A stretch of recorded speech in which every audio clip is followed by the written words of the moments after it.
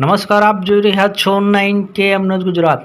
Limbasi police સ્ટેશનના constable ₹40,000ની launch લેતા રંગે હાથે ઝડપાયો। મળતી માહિતી મુજબ એક જાગૃત નાગરિક પાસે પોલીસ કોન્સ્ટેબલે જાહેરનામા ભંગનો ગુનો દાખલ ન કરવા માટે ₹60,000નો વ્યવહાર કરવા કહેલ। એક જાગૃત નાગરિકે રકઝક કરતા ગુનો દાખલ નહીં કરવા છેલ્લે ₹40,000 લોંચની રકમ આપી જવાનું જણાવેલ, પરંતુ ફરિયાદી શ્રી લોંચની રકમ આપવા માંગતા ન હોય ખેડા એસીબીનો સંપર્ક કરી ફરિયાદ આપતા આજ રોજ લોંચનું છટકું ગોઠવતા આરોપીએ હેતુલક્ષી વાતચીત કરી ₹40,000 લોંચ પેટે સ્વીકારી પકડાઈ જઈ ગુનો કર્યો। વિશેષ માહિતી શૈલેષસિંહ પરમાર, ખેડા જિલ્લા બ્યુરો ચીફ।